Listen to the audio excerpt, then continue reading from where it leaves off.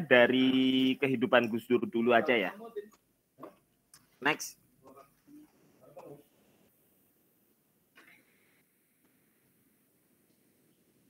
Oke, background Gus Dur. Kalau kita bicara tentang Gus Dur, sebelum kita masuk ke pemikirannya, oh ya sebelumnya saya tanya, saya dikasih waktu berapa menit ini? Moderator, Mbak Syaras Lutfiasari. Mungkin setengah jam bisa. Oh, lama juga ya, nggak apa-apa. Sama diskusi 45 menit. Oh, oke. Mungkin teman-teman juga sudah tahu bahwa Gus Dur sendiri adalah orang yang lahir di lingkungan keluarga pesantren. Bukan cuman ormas NU ya. Di sini sudah saya cantumkan juga tentang bahwa Gus Dur adalah keturunan pendiri Ormas NU, Organisasi Mahasiswa Nahdlatul Ulama, karena beliau adalah putra dari Wahid Hasyim, Menteri Agama pertama kali Indonesia, lalu juga cucu dari Kiai Haji Hadratus Syekh Kiai Haji Hasyim Asy'ari, pendiri NU, dan juga cucu dari Kiai Haji Bisri Sansuri, salah satu muridnya Kiai Hasyim Asy'ari yang juga menjadi besannya, yang juga ikut mendirikan Nahdlatul Ulama. Karena hidup dari keluarga kiai dan hidup di lingkungan pesantren. Pesantren itu kalau kita bicara di NU itu bukan cuman NU kayak sekarang mungkin teman-teman melihat organisasi NU dengan masanya, bukan cuman itu, tetapi juga bicara tentang lingkungan pendidikannya. Yang mana pesantren itu sebenarnya sudah sejak zaman dulu dan di dalamnya itu 24 jam pendidikan. Bukan cuman dari jam 7 sampai jam 1, jam 7 sampai jam 4 sore, jam 5 sore, enggak. 24 jam full diawasi oleh ustadz, diawasi oleh kiainya. Apalagi Gus Dur, salah satu putra dari kiainya. Jadi mau tidak mau memang sudah terdidik dari kecil untuk menjadi orang yang terdidik secara islami. Baik perilaku maupun pemikiran. Dilanjutkan, tetapi meskipun beliau lingkup pendidikannya pesantren, tetapi tidak kaku di pesantren saja. Karena orang tuanya yaitu Kiai Wahid Hasyim juga mendidik dengan tradisi di luar pesantren.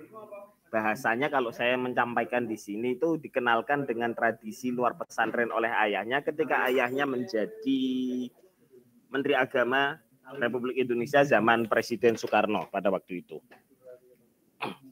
Menjadi Menteri Agama dan beliau sempat sejak kecil ini yang sering dikenalkan oleh Gus Durian kepada teman-teman yang ikut menjadi peserta kelas pemikiran Gus Dur, itu bahwa Gus Dur itu dari kecil sudah dikenalkan dengan buku-buku luar, bahkan buku yang menjadi rujukan buku babonnya komunis, sosialis, yaitu Das Kapital, itu sudah dikenalkan kepada Gus Dur oleh ayahnya. Bahkan sejak kecil beliau sudah belajar bahasa Belanda oleh orang Jerman, atau kebalik saya lupa itu. Itu sejak SD. Jadi SMP beliau itu sudah membaca Das Kapital dan lain sebagainya. Kalau kita mungkin tidak sepakat dengan komunis tapi nggak tahu pemikiran komunis bagaimana, taunya mungkin hanya komunis itu anti-Islam atau bagaimana. Tetapi Gus Dur lebih dari itu. Beliau tahu bagaimana jeluntrungan dari Karl Marx sampai ke Leninismenya komunis. Karena komunis itu beda sama sosialis. Nanti kalau kita bicara itu nanti dulu. Jadi karena sudah dididik oleh ayahnya seperti itu, dari keluarganya juga seperti itu, bisa disimpulkan bahwa Gus Dur itu tidak hanya belajar ilmu agama, dan belajarnya saja itu bukan hanya belajar secara kognitif, tapi juga psikomotorik juga, karena bukan hanya pemahaman agama, tapi perilakunya juga sudah dididik berdasarkan ajaran agama. Ditambah lagi dengan pengetahuan-pengetahuan yang kalau kita membahasakannya pengetahuan umum lah. Kalau boleh dikatakan bahkan pengetahuan yang bersumber dari peradaban di barat. Itu juga sudah dikenalkan oleh Gus Dur semenjak kecil. Next.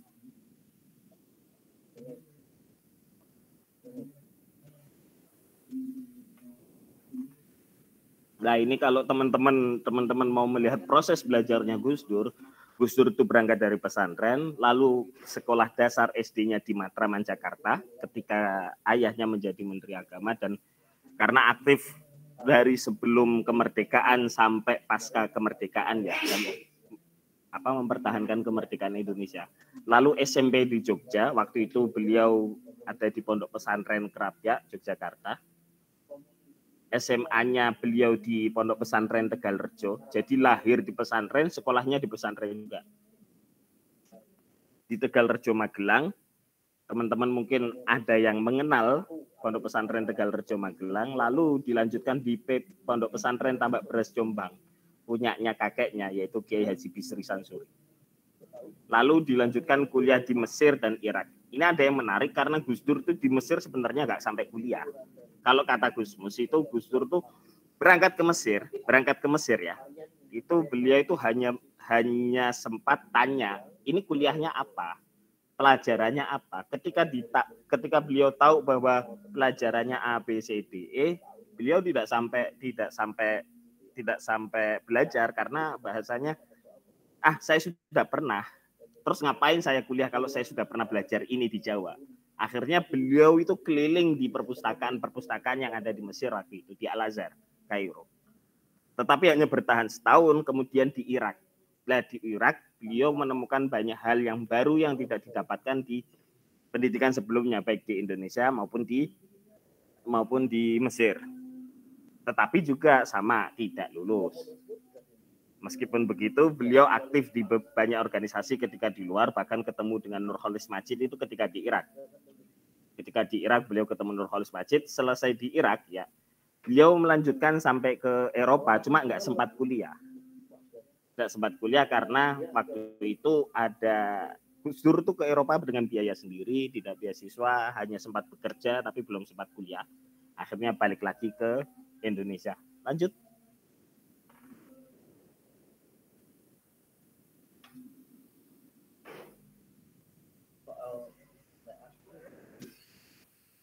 Ini intelektualisme Gus Dur yang mungkin banyak orang melihatnya itu bisa dua versi, bisa positif, bisa negatif. Ini kesan ada di pikiran orang tuh pasti ada yang seperti itu, dan itu nggak bisa disalahkan juga.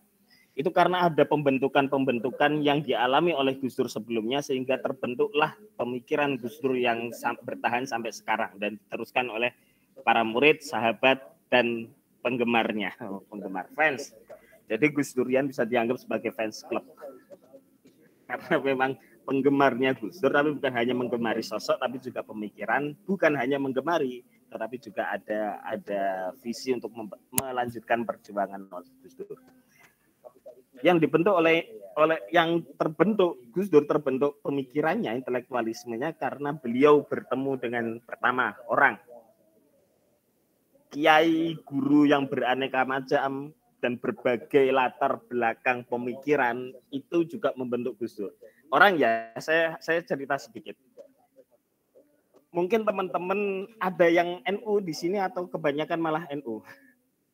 Di NU itu mungkin kalau orang melihat itu banyak yang berpendapat bahwa NU itu satu pemikiran, satu pendapat, satu keputusan. Tidak, di NU itu banyak kiai, banyak ulamanya, yang mana setiap ulama dan kiai itu punya ijtihad masing-masing, punya pemikiran masing-masing.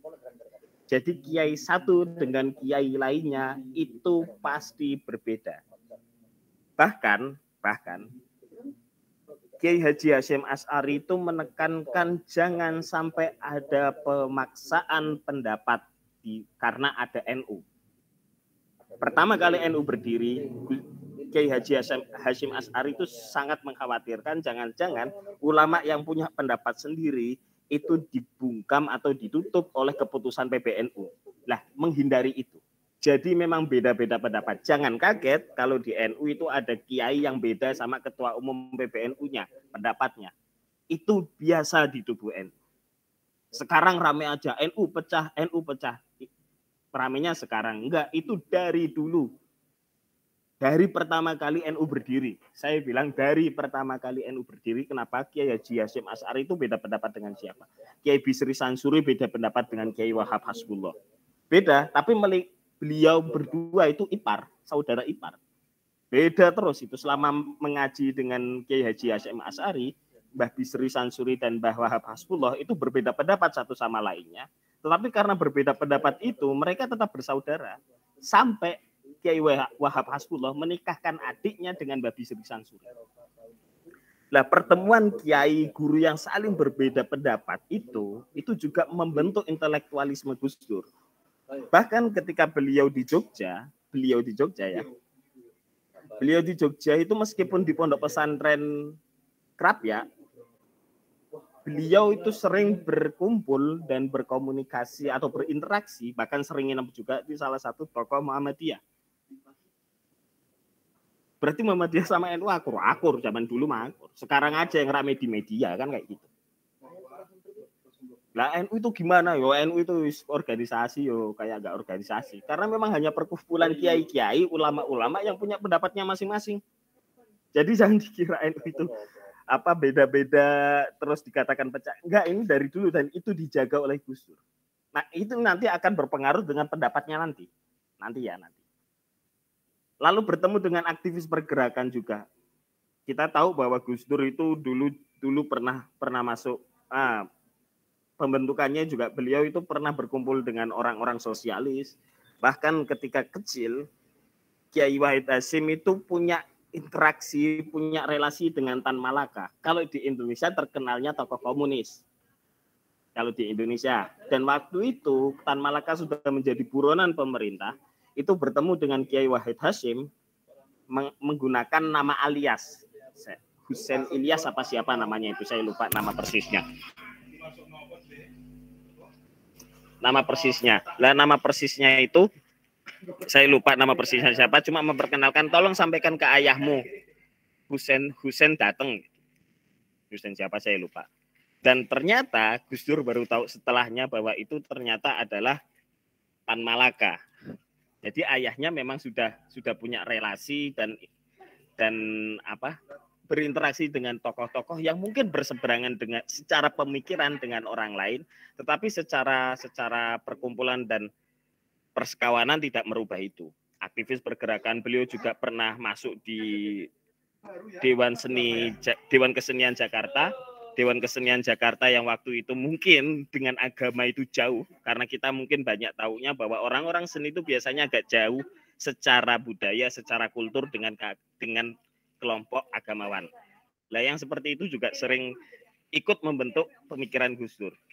Beliau juga ikut Forum Demokrasi yang di dalamnya bukan hanya tokoh agama saja, bahkan ketika Gus Dur bayangkan seorang kiai tapi pakaiannya nggak kiai, kumpul sama aktivis-aktivis. Kalau mungkin sekarang teman-teman kami persepsikan itu semacam kayak orang-orang PDIP lah. Yang menghina agama lah, penista agama, anggap saja seperti itu. Gus Dur bisa berkumpul dengan orang-orang yang seperti itu. Tanpa ada persinggungan, tanpa ada ketersinggungan satu sama lain. Lalu selanjutnya itu tadi kita bicara orangnya, sosok. Bertemu dengan orang yang membentuk pemikiran dan juga bertemu dengan buku, kitab kuning, kitab putih, kitab sastra. Kenapa di sini saya menuliskannya kitab kuning? Kalau di pesantren itu kitabnya lembarnya kuning, makanya disebut kitab kuning. Maksudnya kitab-kitab atau tulisan-tulisan para ulama salaf, ulama-ulama terdahulu. Jadi kalau ada bahasa salafi, itu sekarang kan sering dipakai oleh teman-teman saudara-saudara yang belajar dari Saudi Arabia. Sedangkan di pesantren itu membahasakannya sudah menggunakan kata salaf. Maksudnya kitab-kitab klasik. Itu dari pesantren memang yang dikaji adalah kitab klasik. Lalu kitab putih itu pemikiran-pemikiran kontemporer yang enggak cuma dari Islam saja, tapi juga dari semua peradaban. Tadi saya singgung tentang Das Kapital dan lain sebagainya. Lalu kitab sastra. Kalau sastra jangan ditanya, beliau itu sudah sampai masuk jadi salah satu ketua Dewan Kesenian Jakarta itu karena beliau juga punya kemampuan dalam bidang seni, sastra juga tentunya. Lalu pertemuan Gus Dur dengan tempat dan situasi-situasi yang berbeda kultur satu sama lain. Pesantren, ziarah makam, bahkan beliau juga nonton film dan wayang. Mungkin kalau teman-teman di sini apa yang biasa ke masjid jadi rohis dan lain sebagainya, lalu mereka datang ke konser musik, itu kan agak aneh tuh. Ikhwan ukhti kok malah berangkatnya ke nonton konser apa? Contohnya apa? Metallica seumpama. Kan juga aneh. Tonton musik punk rock, kan juga aneh. Tapi Gus Dur biasa melakukan itu, ziarah makam, kampus, pesantren. Dan bukan hanya bicara pesantren. Kita jangan jangan membayangkan pesantren kayak pesantren sekarang ya. Pesantren dulu itu tradisional banget. Bahkan sampai ada bahasa anti dengan peradaban luar karena ini memang bawaan kolonial. Bukan bawaan sih, lebih ke pengaruh kolonial. Untuk menjaga santri supaya tidak terpengaruh dengan pemikiran barat,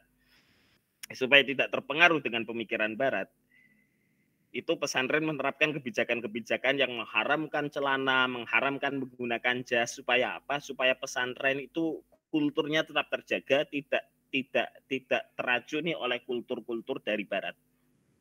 Berarti kalau pakai celana udah nggak Islam. Dulu seperti itu. Tapi Kiai Wahid Hasyim itu saja sudah pakai celana, sudah pakai jas dan lain sebagainya.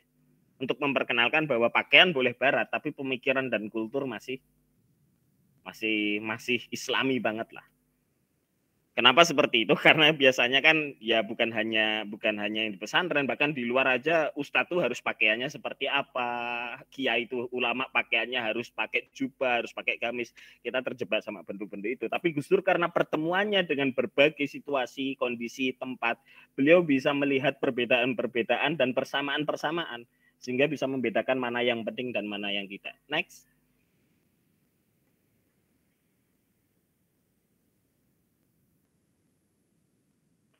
Nah, ini selanjutnya kita masuk ke pemikirannya, tapi ke pola-polanya dulu ya.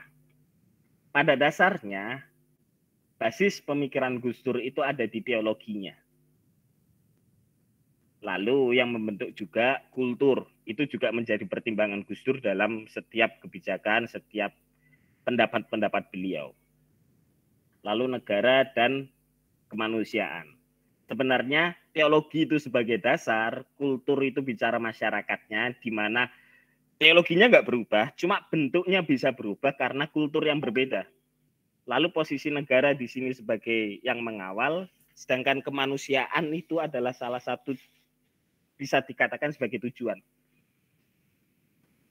Pokoknya kemanusiaan itu harus menjadi hal yang dicondongi, harus berpihak kepada kemanusiaan. Kenapa? Salah satu kalau dalam usul fikih ini usul fikih Syafi'iyah ya. Jadi jangan dikira ini liberal, ini Syafi'iyah. Salah satu maqasid syariah itu adalah hifdun nafs, menjaga nyawa. Jadi kalau di dalam mazhab Syafi'i, kalau kita sholat dan di depan ada orang yang mau tertabrak atau apa, kita melihat, kita haram melanjutkan sholat. Jelas ya? Kalau kita sholat, melihat ada orang yang mau tertabrak, motor atau gimana, kita harus membatalkan sholat, mengingatkan orang itu dan menyelamatkan orang tersebut. Dan haram melanjutkan sholat. Itu di mazhab Syafi'iyah. Jangan dibandingkan, jangan sampai ada bahasa lebih penting mana, Allah sama manusia. Sekarang kan seringkali ada perbandingan seperti itu tuh. Lebih penting mana sholat Jumat sama corona gitu. Seringkali kan kayak gitu tuh. Ada mind blowing seperti itu, ada narasi yang seperti itu. Sedangkan kalau dalam usul fikih, Tuhan itu nggak tergantikan, tapi Tuhan maha mentolerir. Tapi kalau nyawa manusia, kalau sudah mati nggak bisa hidup lagi. Sedangkan kalau kita nggak sholat pun Tuhan masih hidup. Kitanya juga masih hidup. Itu kita bicara negara, bicara kulturnya. Jadi yang bisa membedakan bentuk itu biasanya karena kondisi, tempat dan lain sebagainya, dan manusia tentunya sebagai bukan tujuan ya, bahasanya bukan tujuan, tapi lebih ke kemanusiaan menjadi salah satu nilai yang sangat dipertimbangkan sebagai salah satu fungsi agama. Lanjut dulu. Tapi yang itu saya hanya menjelaskan bahwa sebenarnya teologi itu menjadi dasar dari gelombang pemikiran Gus Dur. Yang mana selanjutnya kultur, negara, dan kemanusiaan itu menjadi sesuatu hal atau salah satu beberapa hal yang melingkupi inti dari pemikiran Gus Dur. Nanti kalau kalian teman-teman di sini kok melihat pemikiran Gus Dur, coba pakai ini. Menganalisanya pakai ini. Di mana letak agamanya, di mana letak kulturnya, di mana letak negaranya, dan di mana letak kemanusiaannya. Nanti. Lanjut dulu.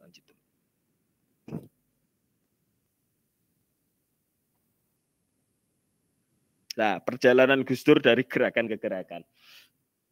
Gus Dur itu berangkat dari, bukan hanya berangkat, Gus Dur itu sudah mulai bergerak sejak sebelum di Ketua Umum PBNU, gerakan sosialnya, beliau di Prisma dan lain sebagainya, tetap mengajar, bahkan ketika menjadi Ketua Umum PBNU beliau tetap mengajar. Lalu di LP3IS, di PBNU, P3M, DKJ, Dewan Kesenian Jakarta, Forum Demokrasi, di partai politik, itu ketika setelah reformasi, PKB, dan terakhir menjadi presiden. Tapi setelah menjadi presiden, Gus Dur tetap bergerak di ranah sosial. Jadi bukan berarti ketika menjadi presiden digulingkan terus beliau nggak ngapa-ngapain, enggak, beliau tetap bergerak di ranah sosial. Kalau mau cerita tentang bagaimana gerakannya itu nanti.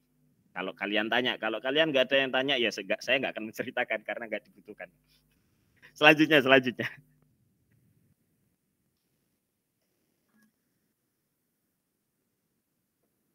Next.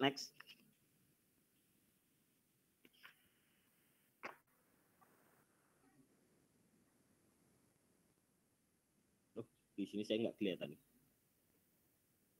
Pejuang Islam moderat, sosok Gus Dur dari gagasan ke gerakan. Ini kalian bisa baca nih. Pejuang kemanusiaan, pejuang demokrasi, pejuang budaya. Itu semua beliau lakukan itu karena dasarnya sebenarnya teologi. Kenapanya nanti? Kalau kita bicara runtutan pemikiran itu nanti. Karena ada perlu teman-teman ketahui, anak pesantren itu kalau sudah di publik, apalagi di tempat perkuliahan, itu cenderung malas menunjukkan kepesantrenannya. Mungkin kalau teman-teman yang lulusan SMP, SMA itu ketika kuliah itu biasanya mungkin lebih suka Islaminya kelihatan. Tapi kalau buat teman-teman yang di pesantren udah bosan. Bukan apa-apa, sebenarnya udah bosan aja. Kalau awal-awal di pesantren pulang rumah masih pakai sarung, masih pakai baju koko kalau sholat tarawih dan lain sebagainya. Tapi kalau udah lama bosan lama-lama. Pengen mencari hal yang lebih substantif gitu loh. Makanya Gus Dur kalau teman-teman lihat ya pakaian batik, celana, pakai peci, kadang nggak pakai peci. Lalu Islami kan dari aurat nutup aurat atau tidaknya, fikihnya kan kayak gitu. Nggak harus pakai yang bau-bau Arab itu kan nggak harus lah, bukan nggak boleh ya. Boleh, cuman nggak harus. Cuma media aja karena butuh marketing, butuh jualan supaya laku kan. Yang Islami yang kayak gitu ya nggak apa-apa. Lanjut. Ini bahasa saya sudah bahasa agak mendiskreditkan ya. Maaf kalau pakai itu. Ini pakai perspektif pesantren kan, jadi saya pakai perspektif pesantren. Selanjutnya, ini warisan Gus Dur. Kenapa saya bicara warisan Gus Dur? Karena di Gus Durian sendiri itu Gus Dur bukan hanya sebagai sosok yang dikagumi, tetapi juga diikuti dan dilanjutkan pemikirannya. Islam rahmatan lil alamin. Kosmopolitanisme Islam. Lah, ini kalau teman-teman tahu kosmopolitanisme Islam itu kayak gini. Pemikiran Gus Dur yang perlu teman-teman tahu bahwa Islam itu solihun likulli zaman wa makan. Ya. Paham bahasa Arab enggak? Solihun likulli zaman wa makan itu selalu patut, pantas, relevan di setiap tempat dan di setiap zaman, di setiap waktu dan di setiap tempat. Tetapi apanya yang relevan? Gus Dur, meskipun beliau ada di barat, Islamnya masih. Meskipun beliau ada dimanapun, Islamnya masih. Jangan ditanya kalau Gus Dur itu kemana-mana nggak sholat, tetap sholat beliau. Tapi bukan sholatnya yang dilihat. Tapi bagaimana keterhubungan antara hamba dengan Tuhan. Islam kan pada dasarnya di situ ya. Sholatnya tetap, fikihnya tetap jalan. Cuma tauhidnya itu. Dan seringkali umat Islam itu minder. Ada gereja berdiri takut. Takut imannya rusak. Kalau umat Islam itu tidak pede dengan keislamannya, umat Islam ya, saya bicara umat Islam ya, tidak pede dengan keislamannya, dia melihat gereja takut imannya berkurang. Kalau Gus Dur bahasanya karena Gus Dur sudah kuat imannya, ya mungkin karena udah lama di pesantren. Wono gereja ya ora apa-apa.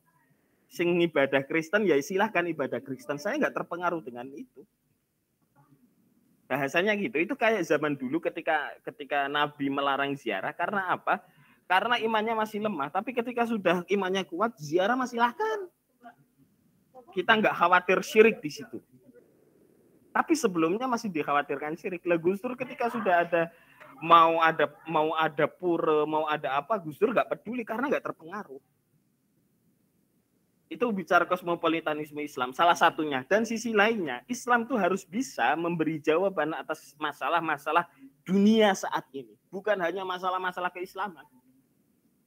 Harus bisa menjadi jawaban. Mungkin kalau di teman-teman kami, itu ada bahasa kayak, saya nggak tahu ya kalau teman-teman kami di UIN Sunan Kalijaga ya, kalau di UIN Wali Songo itu ada bahasa khilafah. Meskipun itu baru gagasan. Indonesia seperti ini tuh karena tidak menggunakan khilafah. Gus Dur itu menggunakan syariat Islam dalam setiap pengambilan pendapatnya. Cuma syariat Islamnya nggak kelihatan. Tapi bagi orang yang di pesantren tahu di mana Islamnya. Tapi buat orang yang nggak di pesantren karena nggak tahu cara berpikir Islam, pengennya Islam itu adalah bungkus, bukan pemikiran. Saya kasih contoh. Ini sekaligus menjelaskan yang 4 selanjutnya ya. Gus Dur ketika ditanya, bagaimana komunis di Indonesia? Loh, enggak apa-apa. Komunis di Indonesia tuh punya hak loh. Lah kok punya hak gimana Gus? Lah kan kita itu mempunyai undang-undang dasar yang membebaskan orang mempunyai pendapat. Betul? Kalau menurut dia yang baik adalah komunis, silahkan. Lah kalau komunis berkembang pesat gimana Gus? Pancasila nanti berubah gimana Gus? Gus Dur cuma jawab apa? Komunis PKI kok ditakutin? Sama PKI kok takut? Kenapa? Itu karena kepercayaan diri Gus Dur tentang keislamannya. Kalau pemikiran balas dengan pemikiran, bukan pemikiran balasnya dengan pemaksaan. Lah Gus Dur gak suka tuh pemaksaan. Islam itu benar karena argumentasi rasionalnya yang bisa diterima di semua kalangan umat manusia. Jelas ya, rahmatan lil alamin, untuk semua alam. Bukan hanya umat manusia, umat hewan, umat binatang, semesta lah. Nah itu bisa dijelaskan secara rasional jika kita mampu. Kenapa zina nggak boleh? Kenapa harus seperti ini? Kenapa harus seperti ini? Itu sebenarnya bisa kita jelaskan. Tetapi sayang sekali umat Islam itu hanya terjebak pada teksnya. Karena memang kebanyakan baru belajar Islam. Gus Dur itu bisa mengejawantahkan kosmopolitanisme Islam dalam arti umat Islam itu sudah bisa berdialog dengan semua peradaban. Nyatanya kalau kita melihat sejarah Nabi Muhammad, langsung mengajak umat non-Islam untuk berdialog, dan beliau nggak ada minder-mindernya karena Islam yang paling benar. Kalau bicara benar salah, maka pendekatannya ilmiah. Jangan diserang dengan pemaksaan terus yang baru kemarin Adi Armando dipukuli, ditelanjangi untuk menteror. Nggak seperti itu caranya. Pendapat dibalas dengan pendapat. Gus Dur pun bisa bertolak pendapat dengan siapa, serangan habis-habisan, tapi nggak pernah dengan cara memaksakan. Nanti kita cerita tentang itu. Selanjutnya gerakan lintas iman. Lah, kenapa lintas iman? Ya karena mereka berhak hidup di Indonesia. La ikraha fiddin. Islam itu sudah jelas-jelas benar, tetapi kebenaran itu tidak akan bisa sampai ke hati orang lain, umat lain, kalau tidak dijelaskan melalui hati dan rasional. Kalau lewat pemaksaan tidak akan sampai masuk ke hati. Mereka mungkin Islam tapi bungkusnya. Mereka mungkin jilbab tapi luarnya. Di belakang mereka minum bisa jadi. Lalu melalui kebudayaan juga, gerakan kebudayaan. Kenapa? Ini karena ada hubungannya sama peribumisasi Islam nih, yang gerakan Islam modern. Bagaimana Islam itu menjadi budaya? Nilainya ya, nilainya. Contoh, saya kasih contoh. Islam ada di Indonesia, berkembang pesat menjadi mayoritas, agama mayoritas di Indonesia, karena Wali Songo menyebarkannya melalui budaya. Tidak melalui hukum. Penyebarannya tidak melalui penerapan hukum syariat Islam, tapi penyebarannya melalui budaya. Sejarahnya seperti itu. Kenapa? Karena jika melalui budaya, maka meskipun dia Islamnya setengah-setengah, tapi dia nilainya itu tetap Islami.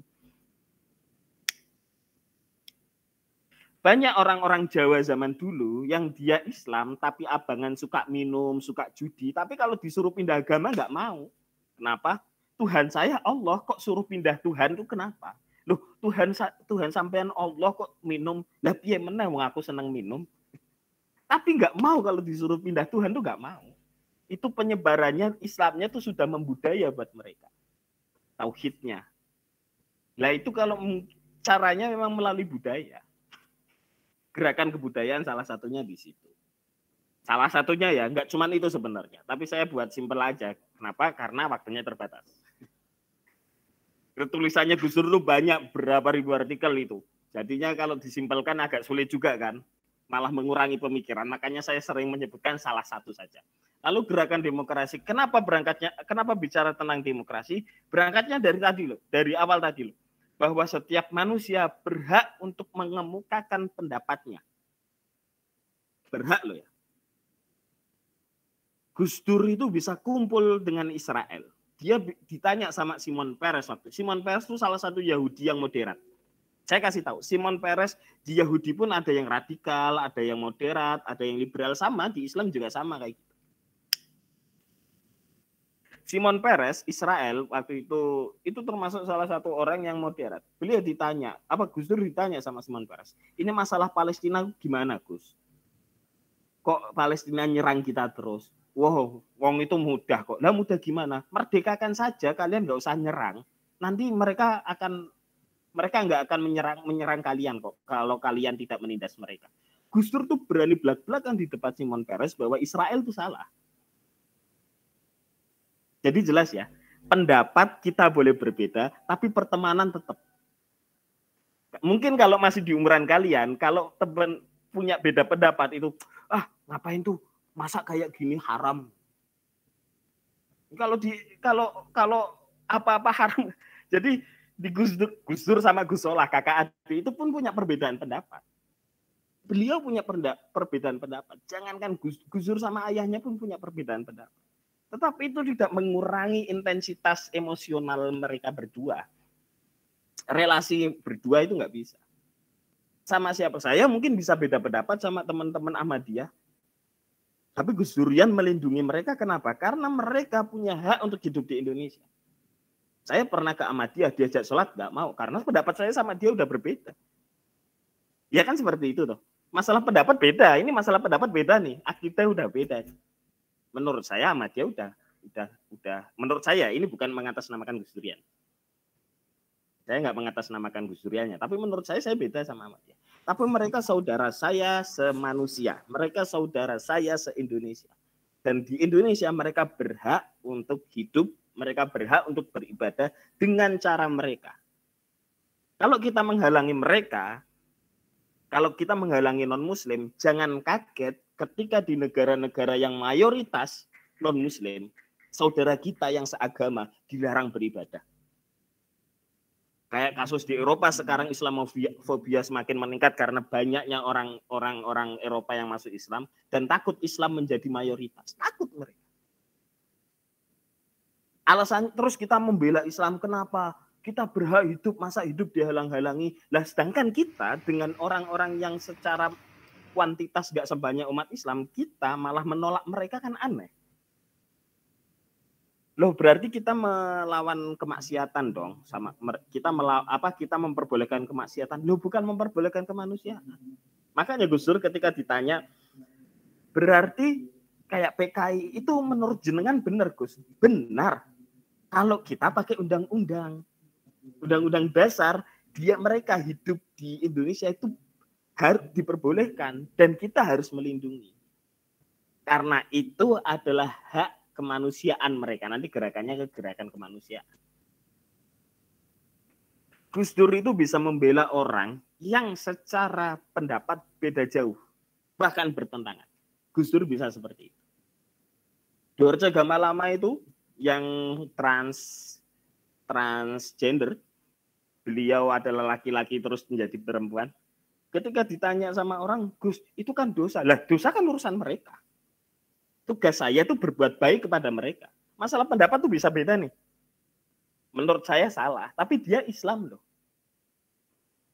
Itu yang seperti itu. Jadi kita melihatnya itu di mana diletakkan, melihatnya apa diletakkan di mana. Bukan langsung Islam melarang gini. Nggak bisa seperti itu. Kalau menggunakan cara pandang Gus Dur, apalagi Gus Dur sudah gerakannya lintas iman, bicaranya keindonesiaan, kita harus melihat Gus Dur berkata seperti itu pakai sudut pandang sebagai apa?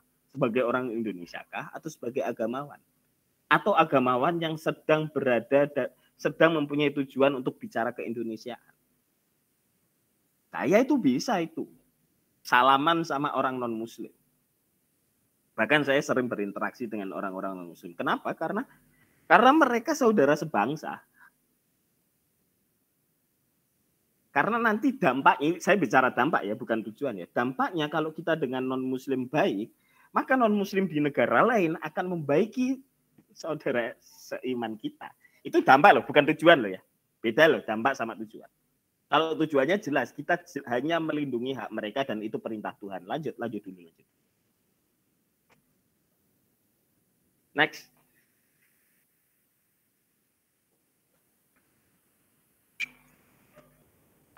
Nah, ini. Ini yang dipakai sama teman-teman Gus Durian dalam berbagai gerakannya. Dasar gerakan Gus Dur dan pemikiran serta perjuangan Gus Dur itu berangkatnya dari spiritualitas atau ketauhidan. Kita masih membahasakannya ketauhidan, tapi supaya teman-teman yang beda keyakinan dan beda agama, kita membahasakannya spiritualitas. Supaya nilai-nilai itu juga bisa diserap oleh teman-teman yang lintas agama.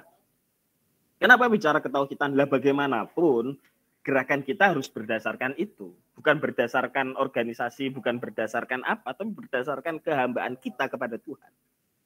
Lalu Tuhan perintahnya apa? Supaya Islam besarkah? Enggak. Islam itu biar Tuhan yang menjaga. Wong itu agamanya Tuhan. Kok kenapa kita ikut-ikut membela Islam? Islam nggak usah dibela kalau kata Gus Dur kan. Tuhan nggak usah dibela. Kenapa? Kita yang dibela Tuhan, bukan Tuhan yang kita bela. Kita siapa kok membela Tuhan? Ya kayak kata-kata kuat-kuat seperti itu Tuhan tidak usah dibela. Itu seakan-akan masa kalau ada yang menghina Tuhan kita bela. Lah kalau Tuhan mau tuh Tuhan bisa langsung menyiksa, tapi Tuhan nggak mau kok kita yang sok-sokan. Itu kalau kalian tahu itu, kalau kalian tahu ada artis sama siapa sedang berantem atau sedang bukan mengkritik sih, sedang ada konflik lah, itu fansnya yang marah, artisnya biasa aja. Kayak ini saya cerita sedikit ya, Deddy Corbuzier tuh pernah gojlokin Raditya Dika cerita. Mungkin yang agak relate sama teman-teman di podcastnya. Itu fansnya Raditya Dika marah-marah sama Deddy Corbuzier. Enggak menghormati Raditya Dika. Lah Raditya Dikanya kan bingung. Wong saya tuh enggak minta dibela, kok dibela tuh gimana? Ya itu kayak Gus Dur bilang Tuhan tidak perlu dibela. Kenapa? Karena Tuhan Maha Kuat. Seakan-akan Tuhan enggak kuat aja untuk membela dirinya sendiri. Tapi enggak ke situ. Yang dimaksud oleh Gus Dur itu kita itu membela orang-orang yang memang Tuhan perintahkan untuk kita bela. Kita bela orang-orang yang dimiskinkan. Kan ada orang yang miskin, ada yang orang dimiskinkan. Kalau kajiannya kalian kajian sosiologi, pasti paham kalau petani mau kerja keras sekuat apapun, tapi kalau sistem negara kita yang seperti ini, bukan sistem demokrasinya ya, tapi orang-orangnya nih, sistem politiknya, itu masih menggunakan orang-orangnya tidak berpihak pada orang-orang yang dilemahkan, maka selamanya petani nggak akan kaya. Kenapa petani sampai sekarang miskin, bahkan petani punya anak nggak mau anaknya menjadi petani, kenapa?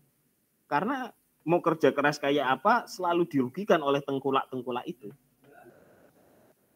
Teman-teman kalau belum ada kajian ke situ, pasti akan ngomong, petani nggak kerja keras sih, sholat tahajudnya kurang. Itu kadang saya juga jengkel sama di netizen. Kalau pengen rezekinya banyak sholat duha, masa kita minta sama Tuhan kok hanya urusan duit, kok rendah banget. Kalau di pesantren itu kayak gitu malah.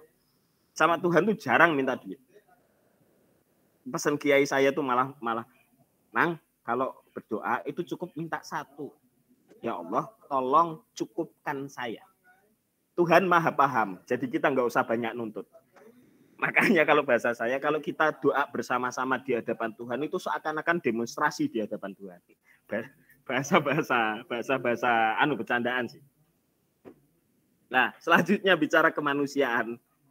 Kemanusiaan, keadilan, solidaritas, liberalisasi, pembebasan, equality, humanity, chivalry, kesatriaan, dan kearifan tradisi, itu semua adalah nilai-nilai yang Gus Dur gunakan dalam perjuangannya. Kenapa di sini kok pembebasan, liberalization, pembebasan?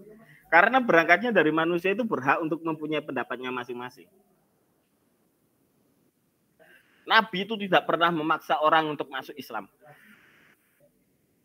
Tidak ada sejarahnya Nabi tidak mau memaksa orang untuk orang masuk Islam. Pasti diajak dialog. Masih belum mau diajak dialog sampai dia mau. Jelas ya? Sampai dia mau, sampai dia bersedia. Kalau dipaksa mah nggak nunggu mereka bersedia. Sampai mereka bersedia dengan kesadarannya dia untuk masuk Islam. Kalau kayak gitu lama, ya lama. Makanya Nabi 10 tahun hanya dapat berapa umat? 13 tahun di Mekah hanya dapat berapa umat? Tapi ketika 10 tahun di Madinah menjadi besar. Itu karena dasarnya udah dapat. Tidak ada pemaksaan sama sekali. Dalam hal apapun. Lalu persaudaraan, bagaimana Rasulullah tetap bersaudara dengan pamannya yang saat itu masih beragama yang tidak membaca syahadat, paman Abu Thalib.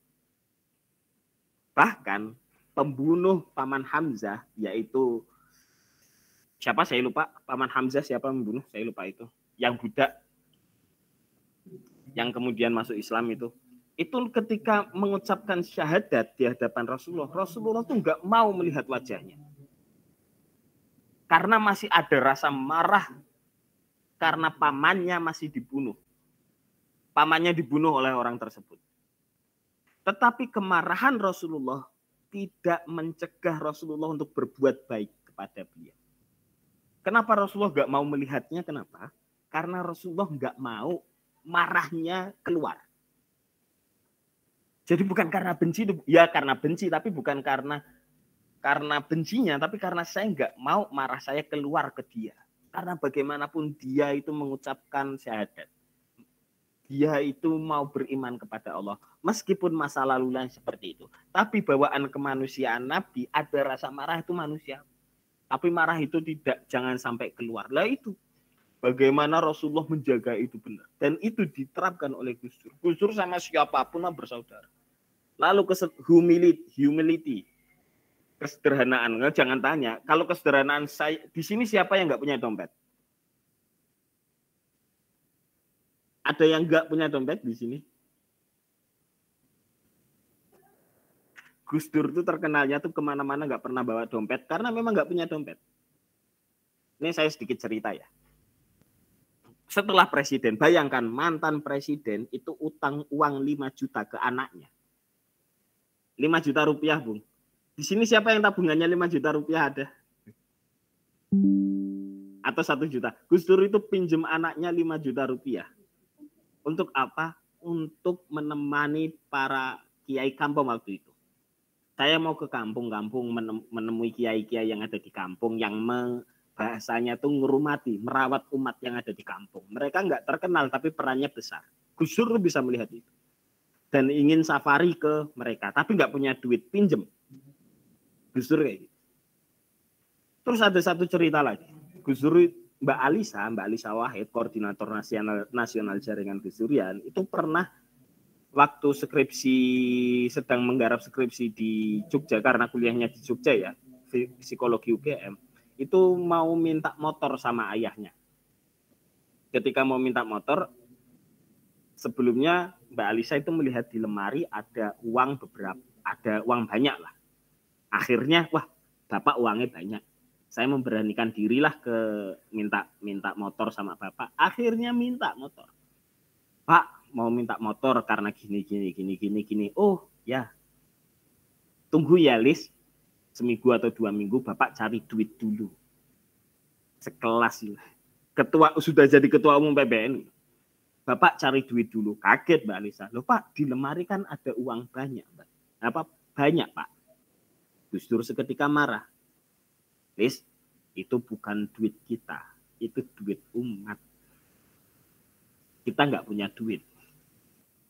Itu kayak gitu Gus Dur. Bahkan sampai kayak gitu. Dan terkenal itu Gus Dur kemana-mana itu jarang bawa duit, nggak punya duit.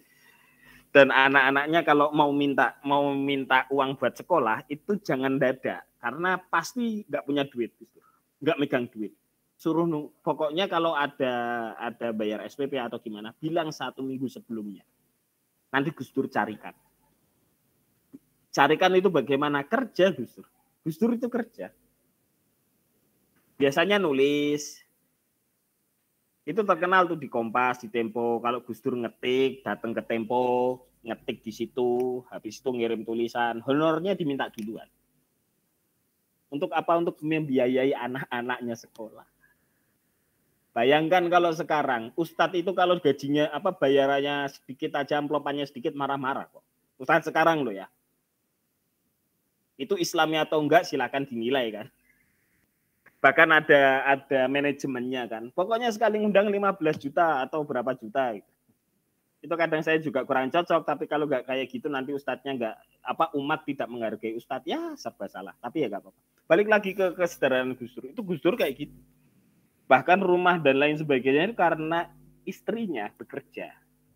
Bukan karena Gus Dur itu presiden. Gaji Gus Dur itu selama jadi presiden tidak pernah diberikan ke keluarganya. Karena keluarganya sudah menerima fasilitas negara. Lah buat apa? Kalau kata Gus Dur, makan sudah ditanggung, sekolah sudah ditanggung, transportasi sudah ditanggung, gaji diambil buat apa? Itu Gus Dur. Jadi jangan kaget kalau yang cinta banyak. Karena kalau Gus Dur ngisi acara, Gus Dur ini pernah tuh cerita. Ada satu orang itu datang ke Gus Dur. Gus, saya minta uang ini Gus buat pembangunan panti asuhan, pembangunan apa. Gus Dur nggak kenal. Tiba-tiba ada orang datang gitu. Terus tiba-tiba ada orang lain datang. Gus, ini ada sedekah dari si A, si B. Sebanyak ini. Seketika itu berapa juta itu? 10 atau berapa juta? Itu udah diterima Gus Dur, langsung dikasihkan ke orang yang pertama kali minta tadi. Jadi cuman lewat aja dikasihkan. Isinya aja belum tahu sebenarnya, cuma kandel amplopnya ya. Kalau 100 ribuan mungkin 10 juta. Itu ditanya sama pendereknya atau santrinya, Gus, itu kalau orang itu berbohong gimana? Ya bukan urusan saya. Urusan saya melihat dia itu butuh bantuan ya saya bantu. Lah jenengan kan boten, saya pakai bahasa Jawa nggak apa-apa ya. Jenengan kan boten ngertos. Anda kan nggak tahu kalau dia jujur atau enggak. Ya jujur atau tidak kan urusan dia sama Tuhan. Urusan saya membantu gitu. Jadi Gus Dur bisa membedakan mana yang bisa saya lakukan dan mana yang nggak bisa saya lakukan. Dan Gus Dur waktu itu nggak pegang duit. Karena nggak butuh juga, duit buat apa? Kalau kita kan beda. Makanya kalau sekarang saya melihat ulama yang bisa dipegang adalah ulama yang tidak terpengaruh sama uang. Dia uang banyak atau enggak, hidupnya tetap sederhana. Bukan dia mau jabatan tinggi, bukan berarti menolak jabatan dan menolak kaya ya. Saya itu kenal salah satu kiai juga yang dekat sama Gus Dur. Beliau itu kaya raya. Tapi dia pernah bilang, seumpama rumah saya ini terbakar suatu saat, saya biasa saja. Karena nyatanya beliau itu punya rumah besar, tapi yang datang banyak. Jadi hanya rumah itu untuk nginepnya orang-orang yang datang, yang dia nggak kenal. Beliau hanya punya 1 kamar di atas, nerima tamu pribadi di kamarnya. bukan di ruang tamu, di kamar. Jadi untuk menghormati tamu. Next, lanjut. Saya malah cerita sampai kemana-mana. Tapi intinya secara kultur di NU pun seperti itu. Ini bisa kalian baca sih sebenarnya. Tadi sudah saya jelaskan. Agak panjang nanti kalau sampai akhir, sampai kearifan tradisi. Mungkin nanti PowerPoint-nya bisa di-share ke teman-teman untuk bicara ini. Saya kembalikan ke moderator.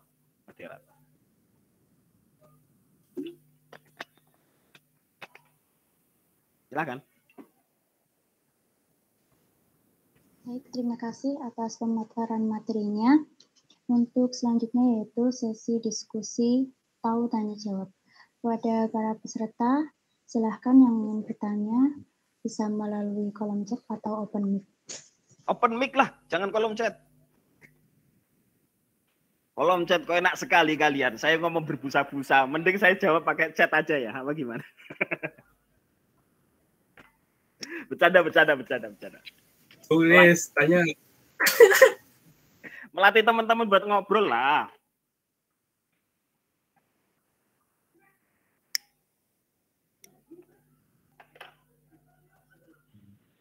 Kalau belum ada yang ingin bertanya, saya ingin bertanya dulu. Tadi disebutkan bahwa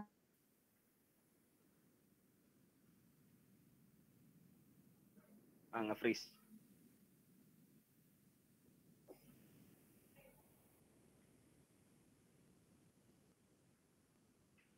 Nge-freeze nih kelihatannya. Di ranah sosial dan apa peninggalannya. Gimana? Tadi disebutkan bahwa setelah berhenti menjadi presiden itu Gus Dur tetap aktif di ranah sosial. Nah, saya jadi penasaran ini. Gimana keterlibatan Gus Dur dan apa peninggalannya? Terlibat di ranah sosial, salah satunya waktu itu masih di PKB. Itu sosial politik, yang politiknya ya. Terus yang tadi saya cerita 5 juta di Kiai Kampung, itu ketika pasca menjadi presiden. Jadi beliau masih berkeliling bagaimana jaga umat dan lain sebagainya. Lalu pembelaan Gus Dur terhadap orang-orang yang dilemahkan. Contohnya kayak Ahmadiyah, waktu itu Gus Dur masih berada di depan. Bahkan saat itu berantemnya sama FPI. Ini cerita dari Habib Rizik sedikit ya. Gus Dur itu habis-habisan melawan FPI. Bukan karena benci sama FPI. Ini saya kasih tahu. Gus Dur itu pernah ketemu sama Habib Rizik. Bib, saya beda sama jenengan banyak hal. Manggilnya masih Habib. Karena tahu dia adalah cucunya Rasulullah. Tahu. Kita beda dalam banyak hal, Bib. Dan saya mau nggak mau harus melawan jenengan. Saya mau nggak mau harus melawan Anda. Karena apa? Karena gerakanmu bisa merusak ke Indonesia. Maka saya harus melawan Anda. Harus bahasanya, Gus. Tetapi untuk pemikiran Anda, kita perlu diskusi. Kita perlu dialog. Itu pasca menjadi presiden. Jadi gerakan-gerakan Gus Dur tuh yaitu dia marah habis-habisan sama Habib Rizik. Karena tahu belakangnya Habib Rizik gimana. Kalau teman-teman kan di sini masih S1 ya kebanyakan ya, masih belum tahu tentang politik-politik yang ada di atas. Tapi bagaimana uang mengalir, bagaimana siapa dimanfaatkan siapa yang tidak tahu dimanfaatkan oleh siapa. Itu banyak hal. Ya kayak contoh lah kemarin tadi sama kemarin ketika bicara demo, penyusup kan banyak dan punya kepentingannya masing-masing. Partai politik juga bisa menyusup. Iya kan? Ada aktivis mahasiswa, Gus Durian tuh menolak 3 periode. Gus Durian tuh menolak 3 periode Jokowi. Bahkan seringkali berseberangan sama Jokowi. Berseberangan banyak hal, termasuk kasus Wadas yang ada di Jogja.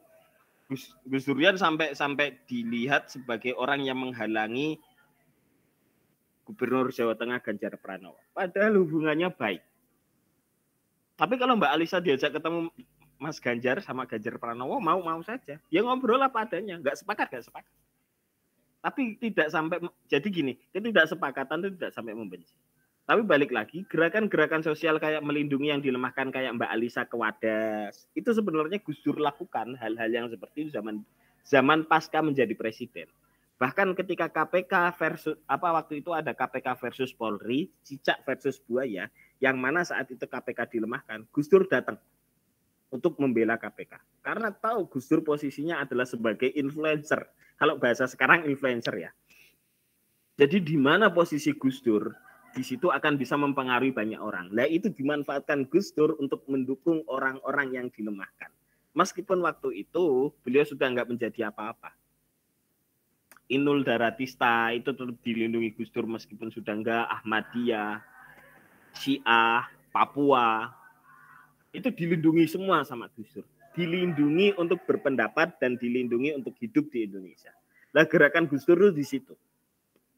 Bagaimana gerakan lintas iman, sosial, supaya bekerja sama dalam hal sosial. Itu hal-hal yang dilakukan Gus Dur pasca menjadi presiden.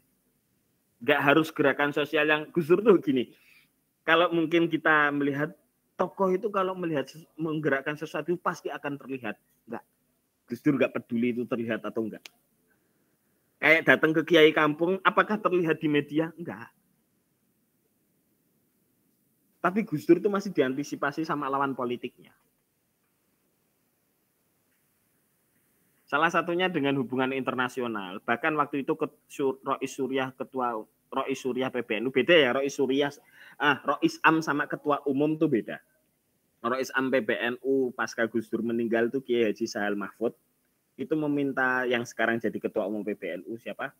Kiai Khalil Sakuf itu untuk menjaga hubungan luar negerinya Gus Dur. Gus Dur tuh punya relasi di luar negeri. Di Timur Tengah itu banyak. Di Timur Tengah, di semua negara itu banyak. Nah itu diminta untuk dijaga sama Rois Am pada waktu itu untuk meminta Kiai Khalil Sakuf untuk menjaga relasi itu. Hubungan luar negeri. Kenapa? Ketika kita membutuhkan suatu hal, kita bisa langsung meminta kepada relasi itu. Nah Gus Dur pasca menjadi presiden itu juga masih menjaga relasi-relasi tersebut. Sosialnya kalau kita bicara sosial ya yang perintil-perintil lah Ahmadiyah itu jaga, tapi hal yang penting karena nggak ada yang jaga. Gus Dur waktu itu mengerahkan GP Ansor sama PKB-nya untuk menjaga Ahmadiyah untuk beribadah. Itu sampai dihabisi, sampai diserang sama orang-orang FPI. Pertanyaannya, kenapa Ahmadiyah dilarang? Karena dia orang kafir. Terus kenapa kalau orang kafir beribadah di Indonesia? Nggak boleh. Ini kan bumi Allah. Yang bilang bumi Allah, dia maksiat gimana? Padahal kita itu pasti ada maksiatnya loh. Kecuali kalau orang tersebut nggak merasa loh ya. Jadi itu nggak bisa. Itu kan urusan hakikat. Tapi Allah sendiri itu kok bilang bahwa ini memang bumi Allah, tapi kita nggak boleh seperti itu ke orang lain. Karena alasan ini bumi Allah, kalian harus masuk Islam, harus beribadah, itu nggak pernah dikeluarkan oleh Rasulullah.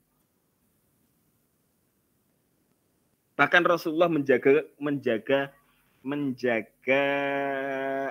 menjaga relasi untuk memberikan kesempatan untuk orang non Muslim beribadah. Tahu nggak kalau Masjid Nabi itu pernah dijadikan gereja oleh orang non Muslim, Nasrani Najran pada waktu itu. Jadi waktu dialog, karena pendeta-pendeta romo-romonya Nasrani Najran, orang Najran yang beragama Nasrani itu ingin belajar Islam itu apa sih, pengen tahu. Dipersilahkan untuk datang ke Madinah dan berdialog di Masjid Nabawi. Berdialog ya, jelas. Sampai pada waktunya orang Nasrani tersebut, waktunya mereka beribadah. Dipersilahkan oleh Rasulullah untuk beribadah di Masjid Nabawi. Jelas ya. Tak bayangkan kalau sekarang ada ulama membiarkan orang non-muslim beribadah di masjid. Gimana netizen berkata apa? Oh, kristenisasi. Kristenisasi berangkat dari masjid, ya kan? Untungnya Rasulullah nggak hidup di zaman sekarang. Yakin kalau Rasulullah hidup di zaman sekarang, orang-orang seperti kalian itu pasti banyak berkomentar. Rasulullah nggak bener nih gitu. Kan kayak gitu. Tapi Rasulullah waktu itu membiarkan. Benar-benar membiarkan, bahkan dikasih tempat. Nah, itu yang dipegang oleh Gus Dur.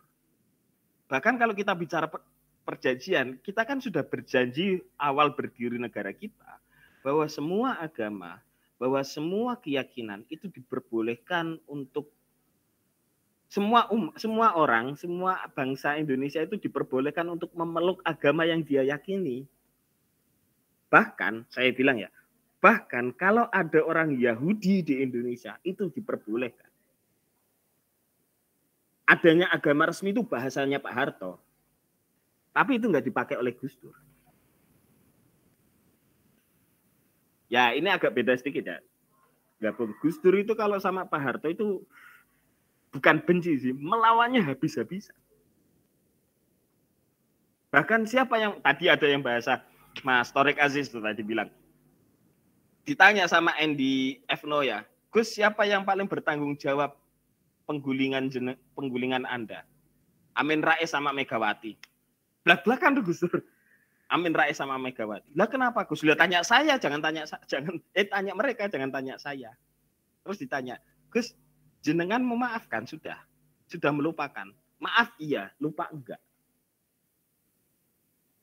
Maaf iya, lupa enggak itu maksudnya gimana? Gus Dur tidak melihat kesalahannya. Tetapi Gus Dur tetap belajar bahwa Amin Rais dan Megawati bisa melakukan hal yang seperti itu. Tapi enggak benci. Kalau kita mah kalau sudah beda pendapat, beda politik, apalagi kemarin Jokowi Prabowo itu sampai berantem kan, itu yang Gus Durian cuma ngelus dada itu.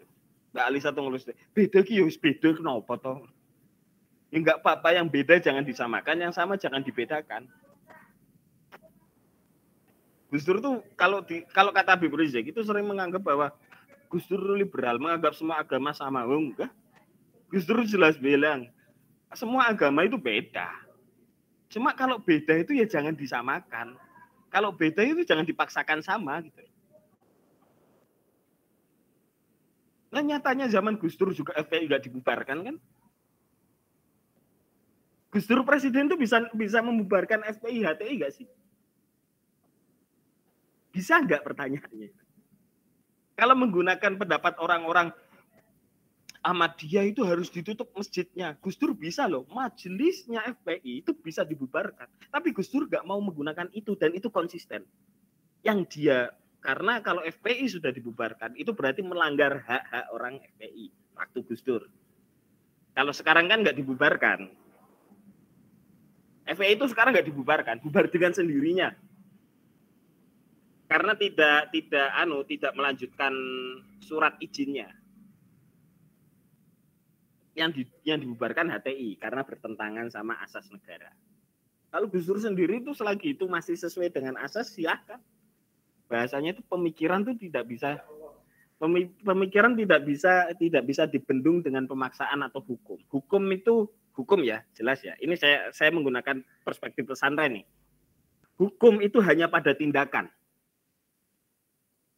Jelas ya, di pesantren itu jelas. Hukum itu ada tindakan. Makanya musik hukumnya apa? Saya jawab musik itu tidak ada hukumnya. Yang ada hukumnya itu bermain musik, hukumnya apa? Jelas ya. Makanya saya bilang babi itu halal. Yang haram itu makan babi. Babinya itu halal-halal saja. Yang haram kan kita makan babi kan. Yang haram makannya, bukan babinya. Jelas ya.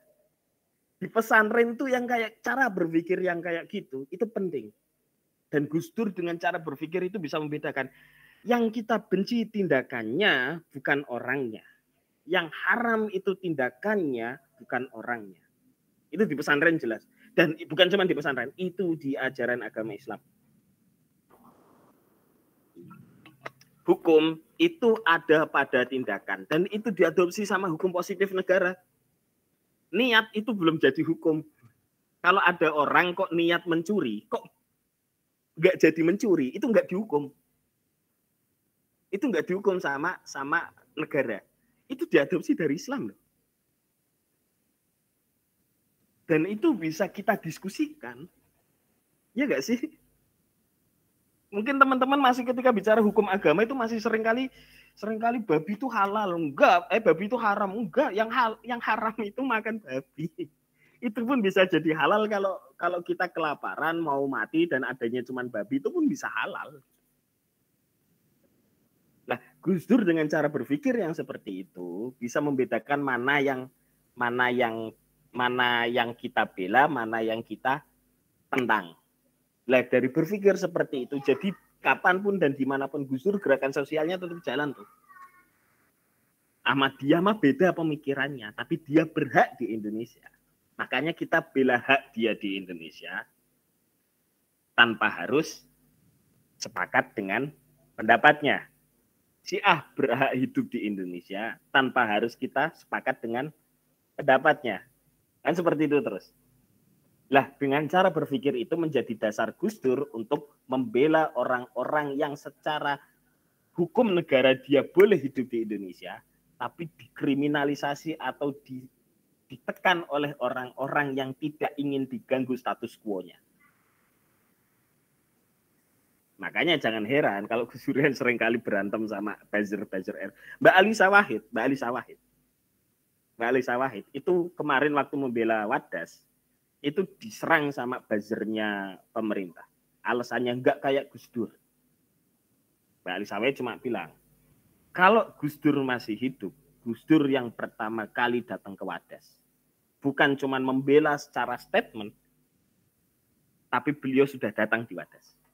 Itu kayak kasusnya itu masalahnya gini, kasus di Wadas itu yang kemarin itu kan karena bukan proyek nasionalnya tuh bendungannya udah jadi, bendungannya udah clear lah, cuma untuk bangun bendungan butuh batunya ngambil dari mana? Kalau ngambil dari jauh habis, uangnya habis, tapi ngambil di dekat situ ada desa Wadas itu, makanya tanahnya mau dibeli. Yang namanya dibeli kan harus kesepakatan tuh. Bukan pemaksaan. Lah Mbak Alisa itu membela ini loh, pemaksaannya jangan sampai ada. Itu kayak kasus Kedung. Di sini ada yang rumahnya Sragen atau di Boyolali atau Purwodadi, ada waduk namanya Waduk Kedung Ombo. Itu Gus Dur dulu datang langsung ke situ sampai ketemu dengan Romo saya lupa namanya, Romo siapa. Orang Katolik. Itu dekat hubungan mereka berdua. Jadi Gus Dur kalau main di tempatnya Romo tersebut, itu sholat. Gus, kalau mau sholat sajadahnya di dalam. Itu Romo itu tinggalnya di gereja. Jadi bayangin, sholat di gereja.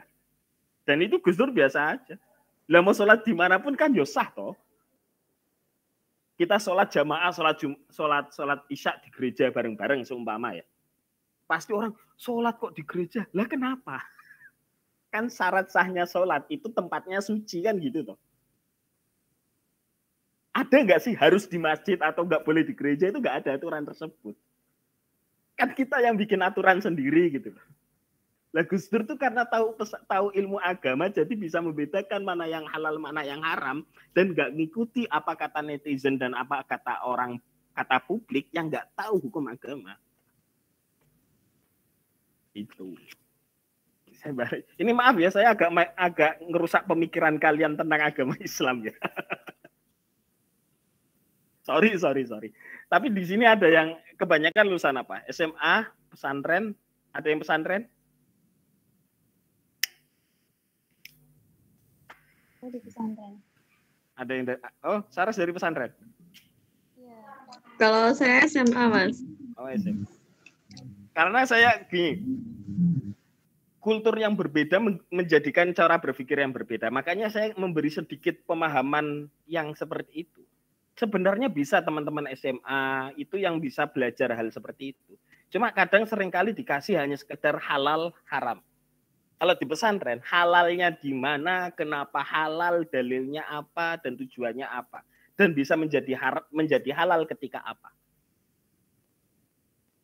Sekarang saya tanya, yang haram diminum itu alkohol atau minuman keras? Atau yang memabukkan? Ini saya sedikit malah bukan diskusi Gus Dur, malah jadi kajian fikih ya. Enggak. Ini karena gini, Gus Dur itu, ini seringkali para sahabat Gus Dur itu membagi bahwa Gus Dur itu yang kuat tuh di nilai agama dan kaidah fikih. Jadi beliau itu fikihnya dapat, kaidah fikihnya dapat. Kaidah fikih yang kaidah itu ditulis oleh Imam Syafi'i dalam kitab Ar-Risalah. Imam Syafi'i loh.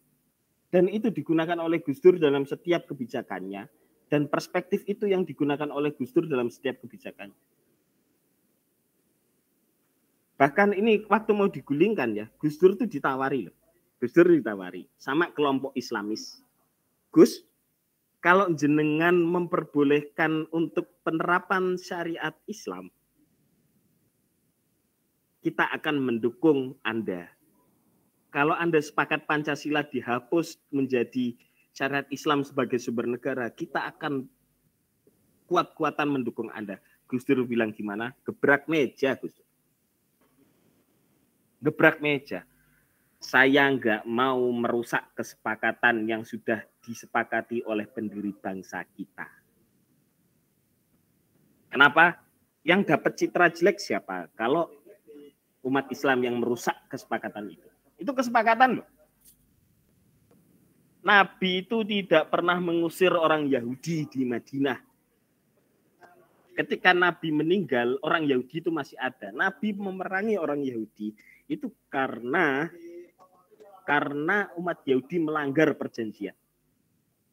Dicek aja sejarahnya. Kenapa Nabi ada perang Bani Nadir, Bani Mustolek, perang-perang itu melawan orang Yahudi? Itu pasti karena ada pelanggaran yang dilakukan oleh orang Yahudi yang merusak perjanjian tersebut.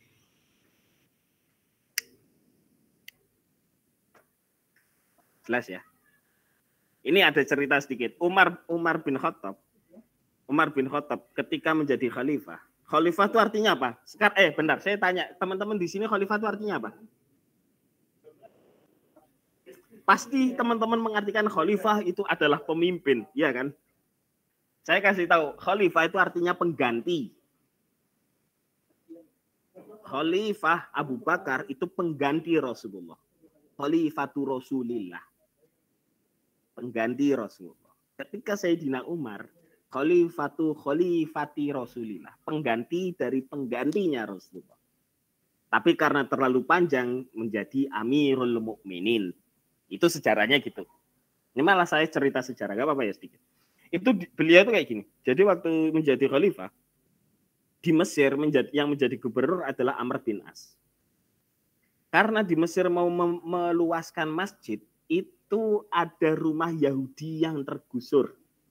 Ada salah satu orang Yahudi yang rumahnya tergusur dan dipaksa. Jelas ya, dipaksa.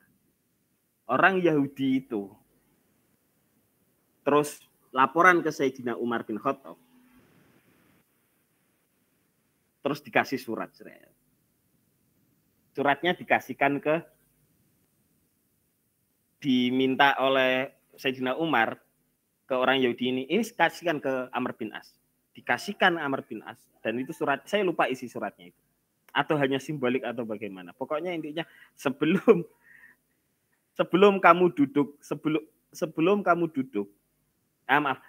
kamu berdiri dari dudukmu ketika membaca surat ini, harus sudah selesai, harus sudah kembali rumah orang Yahudi tersebut. Jelas ya? Atas nama masjid pun, rumah orang Yahudi kalau memang itu adalah hak miliknya dia, Yahudi ya, yang jelas biasanya kita menggunakan walantardo angkal Yahudu walan Nasoro. Kan seperti itu. Orang Yahudi dan Nasrani itu pas gak akan ridho kepada umat Islam. Betul. Itu urusan mereka. Tapi Allah tuh memberi informasi itu supaya kita hati-hati. Bukan supaya kita menyerang hak-hak mereka. Itu yang dilakukan Gus Dur. Itu supaya kita hati-hati dengan orang Yahudi, ya. Tapi bukan untuk melanggar hak-hak mereka. Jelas ya? Makanya jangan, ketika perspektifnya seperti itu, kita bisa melihat, lah yo, walantar do angkal Yahud walan Nasoro, katanya Yahudi dan Nasrani itu gak bakal ridho sampai kita masuk Yahudi, kita masuk Nasrani. Tapi kenapa Rasulullah mengadakan kerjasama dan kesepakatan dengan orang Yahudi serta orang Nasrani? Karena alasannya itu. Itu yang dilakukan Gus Dur. Orang Syiah, Ahmadiyah, lah itu yang dijaga oleh Gus Dur tuh di situnya. Makanya jangan kaget. Ini saya yang pernah ketemu. Jadi ada Gus Durian yang ketemu sama orang Gus Durian di Kupang tuh. Di Kupang. Kupang tuh kebanyakan orang Nasrani. Dia pulang ke Kupang dan dia menjadi pastor di sana, menjadi romo. Yang asalnya di sana masjid gak boleh berdiri, jadi boleh berdiri gara-gara orang tersebut. Dan dia Gus Durian dan dia pastor. Saya kasih tahu. Mana yang teriak bela Islam itu mana?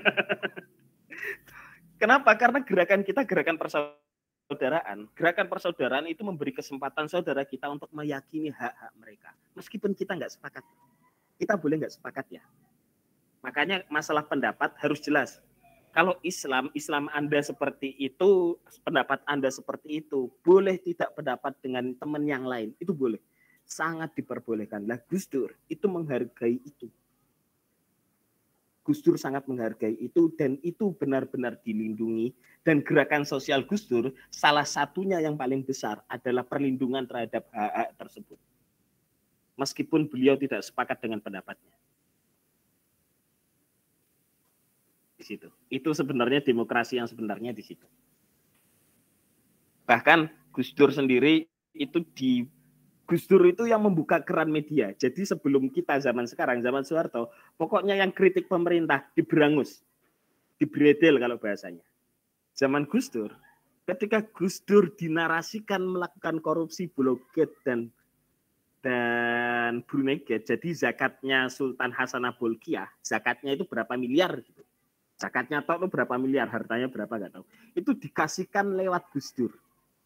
Jadi Sultan tuh ngasihkan ke Gus Dur, Gus, ini kasihkan yang nggak mampu di Indonesia.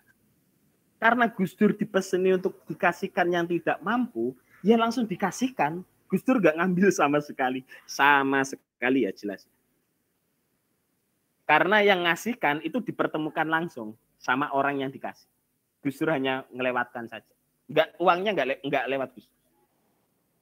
Nah gerakan-gerakan seperti itu loh yang dilakukan oleh Gus Dur sampai akhir hayatnya. Sampai akhir hayat. Ini saya belum cerita yang mistisnya Gus Dur ya. Nggak usah. Karena nggak perlu, itu nggak penting juga. Yang penting ditiru itu hal-hal yang kita bicara keislaman, ketika bicara pemikiran tokoh NU ya, karena temanya kan pemikiran tokoh NU. Gimana sih pemikiran tokoh NU? Yaitu pakai cara berpikirnya salah satunya dengan itu. Saya bilang salah satu ya. Kenapa? Karena ada tokoh NU yang agak keras. Contohnya anaknya Kiai Maimun Zubair yang namanya Kiai Naji. Saya manggilnya Bah Naji. Karena saya masih menghormati beliau. Itu keras banget sama Gus Dur, hati-hati.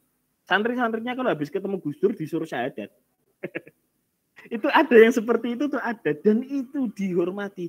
Bahkan Mbak Alisa ketemu Abah Naji itu masih cium tangan. Masih menghormati lah. Padahal tahu kayak gitu tuh tahu. Dan itu dihargai. Dan jangan kaget, kalau mungkin yang di pesantren mungkin tahu, kita kalau di pesantren itu ada namanya kelas musyawarah. Dan ini yang membentuk Gus Dur juga. Di kelas musyawarah itu orang berantem masalah pendapat. Berantem loh. Kalau di pesantren itu bahasa kasar keluar semua kalau di musyawarah. Zaman saya itu, goblok. Itu keluar itu. Kayak gini tuh nggak tahu. Itu tapi habis itu, ngerokok bareng, ngopi bareng. Itu menunjukkan bahwa itu hanya di forum perbedaan pendapat boleh, tapi setelah itu kita tetap teman. Itu sebenarnya yang dipegang sama Gus Dur.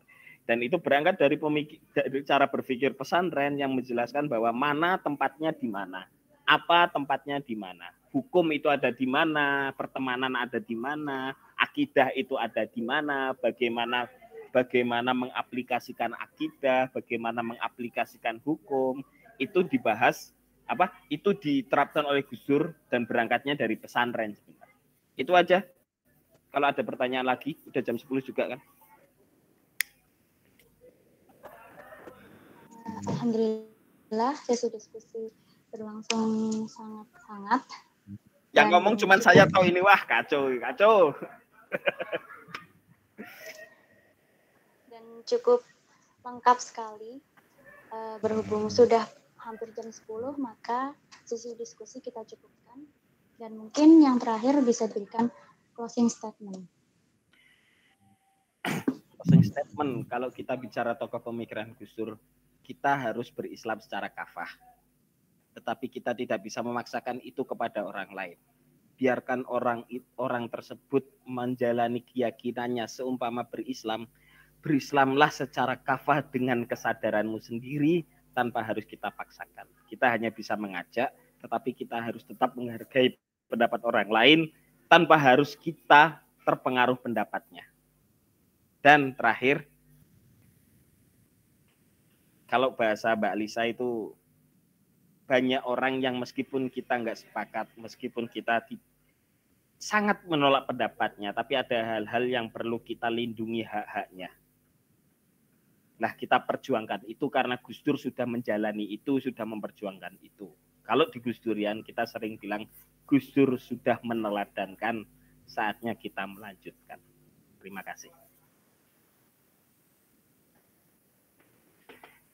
Terima kasih kepada Mas Aulia Abdurrahman Saleh yang telah menyampaikan materinya dan telah mengajak kita diskusi pada malam hari ini dengan tema diskusi pemikiran tokoh NU Gus Dur. Untuk selanjutnya yaitu adalah doa yang akan dibacakan oleh Saudara Hakim. Kepadanya dipersilakan. Ya, terima kasih kepada Mbak Moderator untuk mengakhiri diskusi pada malam hari ini. Ada baiknya kita beristighfar 3 kali. Astagfirullahaladzim. Astagfirullahaladzim. Cek, ini sebelumnya masuk suaraku? Masuk. A'udzubillahi minasyaitonir rajim. Bismillahirrahmanirrahim. Allahumma shalli ala sayyidina Muhammad wa ala sayyidina Muhammad. Alhamdulillahirabbil alamin. Alhamdulillah bi ni'matil iman wal islam. Alhamdulillah bi ni'matit tauhid. Alhamdulillah bi ni'matil ukhuwah. Allahumma inna nas'aluka salamatan fid din wa afiyatan fil jasad wa ziyadatan fil ilmi wa barakatan fil rizqi wa tawbatan qabla al maut wa rahmatan inda al maut wa maghfiratan ba'da al maut. Allahumma hawwin alaina fi syawaratil maut wa najata minan nar wal fa'idatil hisab. Allahumma inna nas'aluka ilman nafi'an wa rizqan thayyiban wa amalan mutaqabbalan. Allahumma inna nas'aluka ilman nafi'an wa rizqan thayyiban wa amalan mutaqabbalan. Allahumma inna nas'aluka ilman nafi'an wa rizqan thayyiban wa amalan mutaqabbalan. Allahumma innaka afuwun karim tuhibbul afwa fa'fu 'anna ya karim. Rabbana zalamna anfusana wa illam taghfir lana wa tarhamna lanakunanna minal khasirin. Fid dunya hasanah wa fil akhirati hasanah wa qina adzabannar. Subhanaka Allahumma wa tahiyyatuhum fiha salam wa akhiru da'wana alhamdulillahi rabbil alamin. Ya, Assalamualaikum warahmatullahi wabarakatuh. Saya kembalikan ke moderator. Waalaikumsalam warahmatullahi wabarakatuh. Terima kasih kepada Saudara Haki. Untuk selanjutnya yaitu sesi dokumentasi oleh Saudara Ramadan. Saudara dipersilakan. Mari teman-teman untuk on-cam yang bisa on-cam.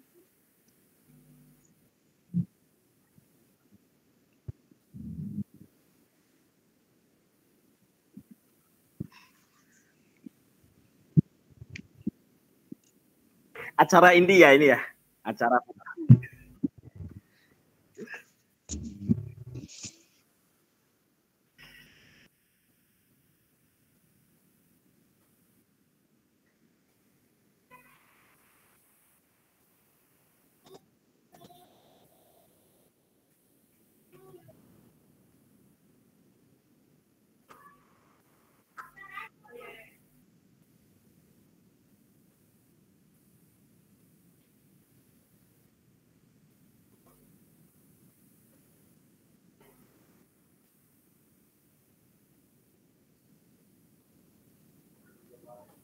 Terima kasih kepada Saudara Ramadan. Untuk yang terakhir yaitu penutup. Nah, untuk menutup acara pada hari ini, pada malam hari ini, marilah kita baca hamdalah bersama-sama. Alhamdulillah. Alhamdulillahirabbil alamin. Saya sebagai MC dan moderator sendiri ucapkan wassalamualaikum warahmatullahi wabarakatuh. Waalaikumsalam. Waalaikumsalam warahmatullahi wabarakatuh. Terima kasih Mas Aulia atas waktunya. Maaf ya kemarin saya ternyata ada rapat jadinya baru selesai tadi pagi.